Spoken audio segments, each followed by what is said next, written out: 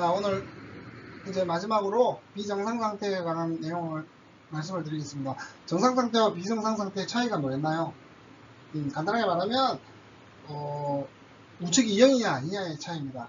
다시 말하면 예를 들면 열적인 면에서 봤을 때는 MH인 빼기 MHout 빼기 Q 플러스 샤프트 워크. 이게 우리 이전까지는 정상 상태인데 0이었잖아요. 이게 아니라 dt분의 de 또는 dt분의 dt로 dt 온도로 나타내어진다라는 얘기입니다.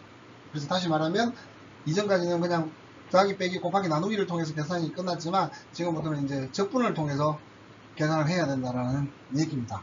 그래서 이제 처음은 이제 에너지에 관한 비정상 상태에 대해서 한번 생각을 해보도록 합시다. 전기가 에어슨이 혼합 탱크에 담겨져 있습니다. 그래서 15도씨에서 21kJ per kg 호시의 열 용량을 가지는 용매가 15kg per hour의 속도로 탱크로 유입되고, 가열된 용매가, Q가 이게 얼마 들어가겠죠? 지금 마이너스 800W라고 되어 있는데, 이게 들어가면서 안에 있는, 원래는 낮은 온도인데 계속 올라가겠죠? 그죠? 맨 처음에 지금 여기 보면 10도씨의 차가운 용매고, 그리고 15도씨의 물을 계속적으로 유입을 해준다라고 이야기를 합니다. 그리고 가열이 되고 하니까 이쪽의 온도가 계속 변하겠죠. 조금씩 올라가겠죠. 근데 솔벤트가 15kg per hour로 밖으로 빠져나갑니다.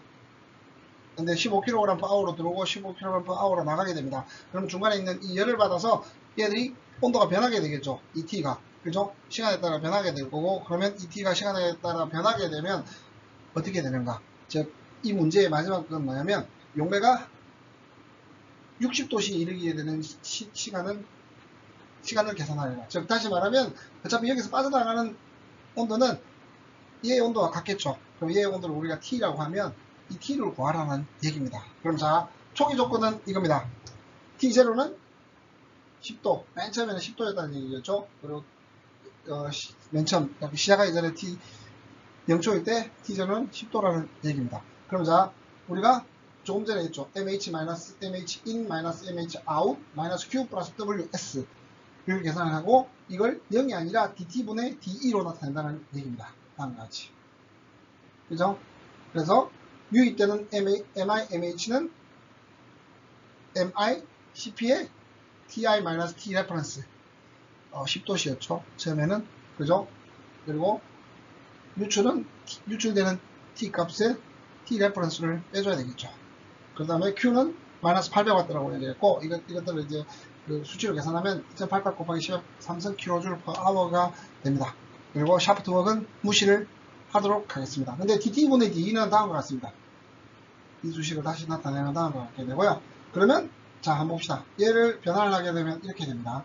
dt분의 de가 다음과 같게 됐으니까 m cp dt분의 d 대문자 t 이꼴, 여기서 mi cp, mi랑 mout은 같죠. cp도 같고, 왜냐면 물의 온도 다 물이기 때문에 또 같게 되고, 여기서 t reference,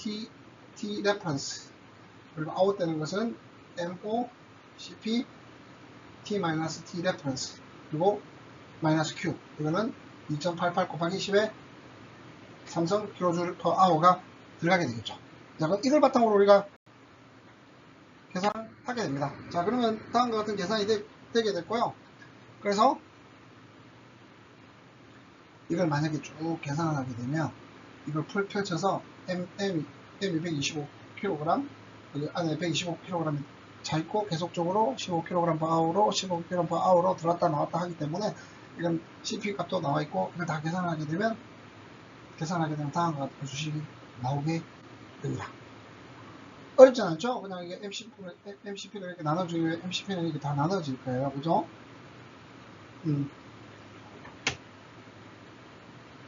MCP는 나눠지게 되고, TI 계산하게 되면 다음과 같은 수식이 나오게 되고, 그런 다음에 얘들을 미분을 하게 됩니다. 적분을 하게 됩니다. 적분을 하게 되면, 로그를 적분하게 되면 다음과 같은 식이 나오죠. 12.77 마이너스 0.12 t분의 dt는 그냥 dt가 되죠. 그죠? t는 t 플러스 적분상수가 될 거고, 이런 적분하면 적분상수가 될 거고, 얘들은 어떻게 될까요? 0.12분의 마이너스 1 로그 12.77 마이너스 0.12t가 됩니다. 자, 그리고 문제에서 뭐라 그랬어요? 용매의 온도가 60도가 되는 시간이라고 얘기를 했잖아요. 그죠? 그래서 t 값을 60도를 주게 되면, 이 값을 계산을 하게 되면, 다음과 같이 t가 6시간 6.09아워가 나오게 됩니다. 다시 말하면 여기서부터의 계산은 어렵지 않습니다. dt분의 dt를 적분하는 것은 아마 뭐 산수시간을 한 것처럼 그대로 적분해도 어렵지 않게 되겠지만, 여러분들이 이제 앞에 수식을 가지고 이렇게 변환시키는 것에 대해서 조금씩 고민을 해보면 어렵지 않게 쉽게 계산을 할 수 있을 겁니다. 아마 여러분 여기서 보면 아마 여기 ti 거예요. ti 보고 ti 보고 이 계산을 쭉 해보면 다음과 같이 적분식이 만들어지고 적분을 통해서 계산을 하게 되면 쉽게 계산을 할 수가 있게 됩니다. 자, 그러면 이제 그 물질 질량 보존의 법칙, 즉 물질 수지에 대한 비정상 상태에 대해서 한번 생각을 해봅시다. 생물 공정을 통해 생산된 단백질 의약품의 동결 건조를 수행하면 비교적 오랫동안 의약품을 안정한 상태로 보관할 수 있다. 동결 건조기를 통해 물이 제거되는 속도는 단백질 의약품에 포함되어 있는 수분의 함량에 비례한다. 만일 단백질 의약품의 수분이 처음 20분의 초기 함량의 반을 잃는다면 동결 건조를 통해 95%의 물을 제거하는 데 걸리는 시간은 얼마인가? T0일 때 시간이 0초일 때 M은 M0라는 경계 조건을 사용하자. 그럼 자, 비정상 상태이기 때문에 다음과 같이 사용할 수 있습니다. 다음 식을 사용할 수 있습니다. 만약에 이게 없다 그러면 어떻게 되겠죠? 정상 상태가 되겠죠. 그죠? 그럼 Min 그리고 Mout을 빼주고 Generation, Consumption을 빼주면 됩니다. 근데 자, 수분의 함량에 비례한다는 얘기예요. Mout은 그러면 수분의 함량에 안에 들어있는 m에 비례하게 되고, 그럼 뭐 상수를 하나 붙여봅시다. k값을 붙여주게 되고, 그러면 1차 반응 속도 반응식이 됩니다. 그러면 제너레이션 없고 컨숨션 없습니다. 그죠? 컨숨션이 안에서 화학 반응이 일어나지 않고 그냥 날아가는 거기 때문에, 그래서 다음과 같이 dt분의 dm은 m0 마이너스 km이 되게 됩니다. 그래서 뭐 이걸 적분하게 되면 쉽게 적분이 가능하죠. m분의 dm 그리고 마이너스 kt 해서 다음과 같은 수식이 나오게 되고요. 이 수식을 적분하게 되면 다음과 같이 되게 됩니다. k는 적분 상수가 되게 됐고, 경계 조건은 뭐였어요? t가 0일 때 m이 m0라고 얘기했잖아요. 그럼 k는 로그 m이 됩니다. 로그 m0. 그럼 얘를 넘기면 로그 m0분의 m은 마이너스 kt가 되게 되겠죠. 수식이 쉽게 이동하게 됩니다. 그리고 문제의 조건이 뭐였어요? 20분일 때 물에 반이 날아간다 그랬죠. 그죠? 그러면 t가 20분일 때 m이 0.5, 2분의 1 m0, 즉 0.5 m이 m0가 될 거고, 다음과 같이 계산을 하게 되면 이거는 로그 0.2, 0.5 따라서 k 값을 0.03475 나타낼 수가 있습니다. 그래서 k 값을 넣으면 다음과 같이 나타내지게 될 거고요. 이 식이 이렇게 오겠죠. k 값을 여기다 삽입하게 되면. 자, 그렇게 되면 이제 95%가 되면 어떻게 될까요? m이 95%, 즉 95% 날아간다 그러면 m이 0.95 m0 아니죠. 반대죠. 0.95% 날아갔다 그랬으니까 0.05 m0가 되어야 되죠. 이건 아닙니다. 그래서 여기다 0.05 m0를 넣어주게 되면 다음과 같은 수식이 나오게 되고요. 그래서 t 값으로 구하면 86.3분이 나오게 됩니다. 이 상황에서 여러분들 어려운 거는 이 수식을 만들어내는 거예요. 다시 말하면 dt분의 dm은 마이너스 km이다. 1차식인지 2차식인지 간에 나타내게 되고, 간단한 미분을 통해서 계산을 할 수 있게 됩니다. 만약에 여러분들이 뭐 축분식이 어렵게 된다면 컴퓨터를 이용해 가지고 우리가 계산을 하기도 하겠지만 지금 상황에서는 다음과 같이 간단하게 계산할 수가 있습니다. 자, 그러면 하나 더 문제를 풀어봅시다. 해분식 반응기에서 대수 성장을 하는 동안 박테리아의 성장 속도를 세포 농도에 비례한다. KX, 농도가 X라고 그러면 이렇게 나타나겠죠? 그때 밑에서는 M이라고 나타나네요. 그러니까 μM이라고 나타냈네요. 1차식으로 나타냈다고 생각하시면 될 것 같습니다. 그러니까 DT분의 DM이 μM으로 나타내질 것이다. 라는 거죠. 그리고 스트랩토코커스 락틱스 박테리아가 우유 속에서 배양될 때 세포의 농도는 45분 후에 2배가 된다. 자, 일단 첫 번째 식이 45분 후 2배. 그리고 만약 세포 성장 속도가 12시간 동안 유지된다면 접종 단계에 비해 최종 세포 농도는 어떻게 되는가? 접종 단계에서의 농도 T0는 얼마가 될까요? 그때 M은 M0가 됩니다. 그죠? 이 경계 조건이 이렇게 나와 있습니다. 이 두 가지 조건을 이용해서 풀면 됩니다. 그리고 우리가 주어진 비정상 상태의 수식은 다음과 같이 되고, 제너레이션 컨슘션이 없게 되죠? 그죠? 그러면 뭐라고 했습니까? 그래서 아니구나. 지금 RG가 없는 게 아니라 들어오고 나가는 게 없구나. 그 반응기 안에서 대신 RG 세포가 계속적으로 증가한다는 얘기입니다. 그럼 이 RG가 μM이 되는 거고 다음과 같은 수식으로 나타낼 수 있겠죠. 그 다음에 적분 형태로 바꿔주고 적분을 하게 되면 log m은 μt 플러스 k가 됩니다. 그러면 t가 0일 때 얼마였죠? m0라고 그랬죠. 그죠? 그럼 여기가 log m0로 되고 이걸 바꾸면 log m0분의 m은 μt가 되죠. 그죠? 근데 뭐라 그랬어요? 45분일 때 이게 2배가 된다 그랬잖아요. 그러면 m이 45분일 때 m은 2m이 되고 여기다 2m을 넣게 되면 log 2가 되게 되죠. 그래서 μ를 계산을 하게 되면 μ는 0.0154가 되게 됩니다. 그래서 어렵지 않게 계산이 될 거고요.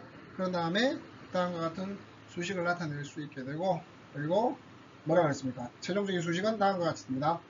그죠? 그런 다음에 12시간 시간이 12시간. 근데 여기서는 μ가 미니시잖아요. 그래서 12시간 곱하기 60분을 곱해가지고 계산해야 되죠. 720분을 안에다 집어넣어주고 계산을 하게 되면 다음과 같은 됩니다.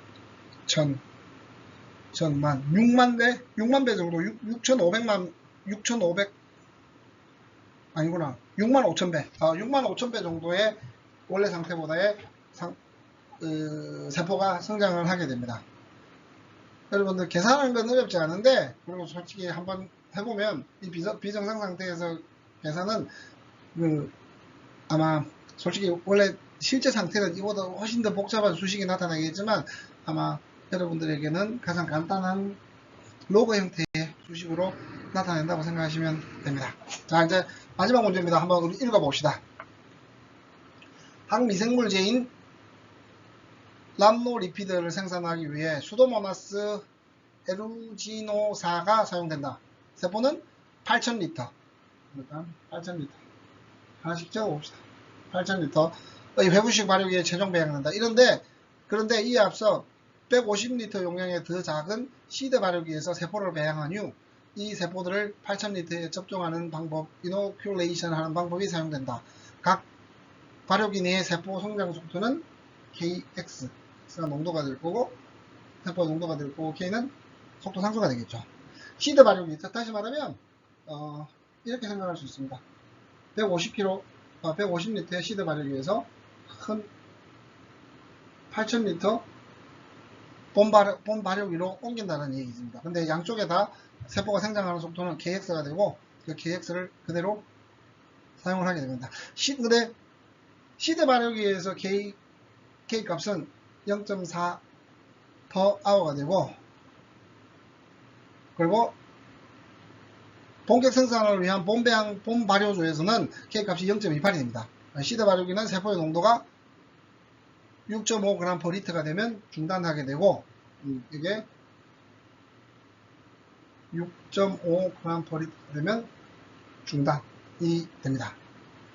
그리고 발효액은 전부 8,000리터 발효기로 전달되어 이 발효는 총 16시간 동안 운전이 된다. 일단 문제가 나왔습니다. 그리고 초기에 13.5g의 세포가 시더 발효기에 투입되었다면 이 발효기의 운전 시간은 얼마인가? 즉 6.5g/L가 될 때까지를 계산하라는 얘기죠. 세포의 생장 속도는 kx고 dt분의 dm은 다음과 같은데 들어가는 거 없고 나오는 거 없고 그리고 rg랑 rc도 없는데 제너레이션만 세포만 계속 성장하게 되는 거죠. 그래서 다음과 같은 수식이 나타나지게 됩니다. 그리고 똑같이 하면 이런 식이 될 거고 그러면 여기서 조건이 뭐였어요? 조건이 여기서 지금 13.5g을 처음에 넣었잖아요. 그죠? 그러면 x가 얼마가 될 때가 될까요? 6.5 곱하기 본 배양기가 얼마였어요?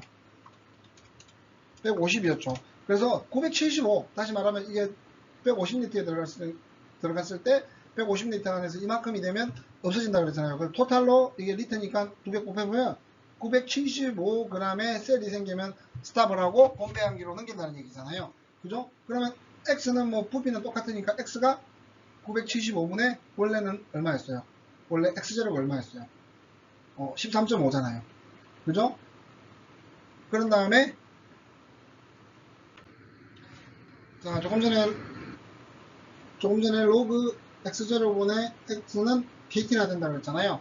그래서 최초의 세포 농도는 다음과 같고 뭐 반대로 이걸 우리가 13.5를 넣어주고 얘를 975를 넣어줘도 별 차이 없습니다. 그래서 이 수치를 정확하게 계산해서 넣게 된다 그러면 t가 k값이 0.4라고 그랬잖아요. 그래서 k값이 주어졌죠. k값이 0.4고 본발효기에서는 0.28이라고 그래서 0.4를 넣어주면 t는 지금 10.7이 나오게 됩니다. 즉 다시 말하면 6.5 로그 6.5분의 0.09 이꼴 0.4 곱하기 t. 근데 저는 이 계산을 그냥 그걸 하지 않고 절대량인 975분의 13.5를 넣었다고 해도 크게 무방합니다. 똑같이 계산을 하게 어차피 부피가 같기 때문에 150리터로 그렇게 계산을 하게 되면 t는 10.7 아워가 나오게 됩니다.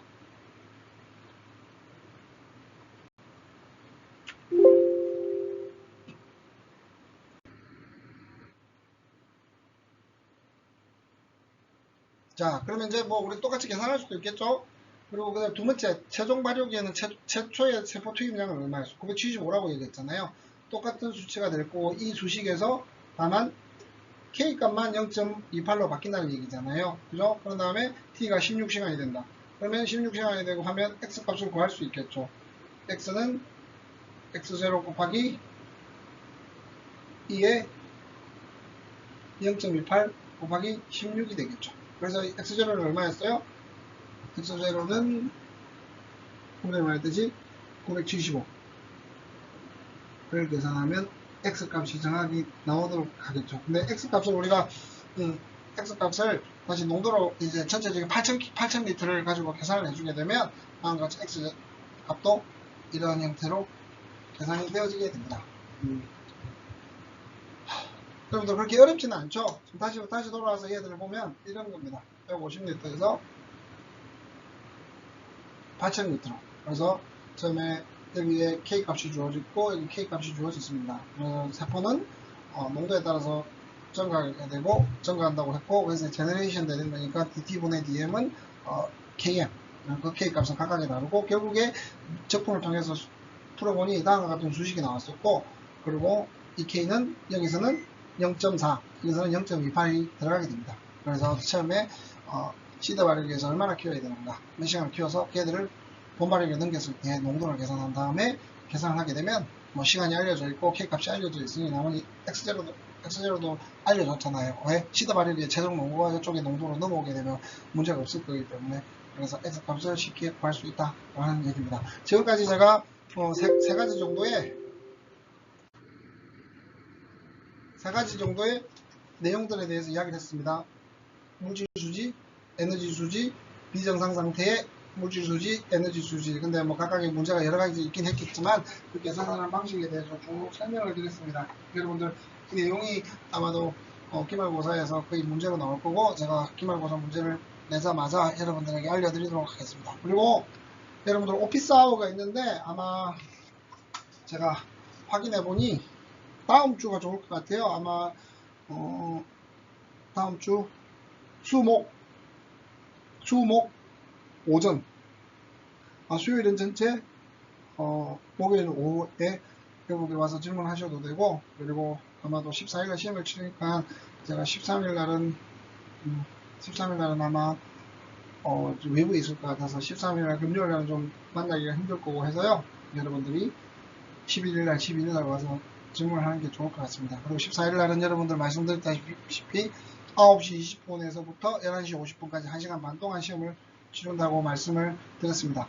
그리고 여러분들 오픈북을 할지 아니면 클로즈북을 할지는 어느 범위까지 제가 허용을 할지는 여러분들 끝나고 나서 시험 문제를 출제하고 나서 다시 LMS에 공지하도록 하겠습니다. 여러분들 LMS에 공지를 했는데도 불구하고 보지 않고 딴 얘기하고 안 그랬으면 좋겠습니다. 네, 그리고 공부 열심히 하시고 시험 잘 보시기 바랍니다. 혹시나 제가 시험 문제를 내다가 여러분들한테 조금 더 뭔가 해야 될 말이 있다, 해야 될 내용이 있다 그러면 유튜브 동영상을 짧게 녹화해서 유튜브에 다시 올려드리도록 하겠습니다. 여러분들 시험 볼 때 또 다시 이야기하겠지만 한 학기 동안 수고 많으셨습니다. 여러분들이 솔직히 제가 생각할 때 여러분들이 가장 힘들어하는 과목일 것 같아요. 왜냐면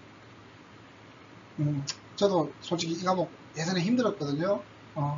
뭔가 바이올로지나 케미칼 반응에 관한 내용을 알고 그리고 얘들을 수학적으로 풀어내야 돼서 여러분들 무시하는 건 아니지만 수학을 좋아하는 학생 아니면 이거 좀 머리 아프고 힘들고 다가가기 귀찮고 한 일들이라 여러분들이 조금 힘들었을 거라고 생각이 됩니다. 하지만 여러분들이 오늘 했던 세 가지 부분에 대해서 이 내용들을 이해하고 문제를 풀 능력 정도만 된다면 여러분들은 이 과목을 아주 훌륭히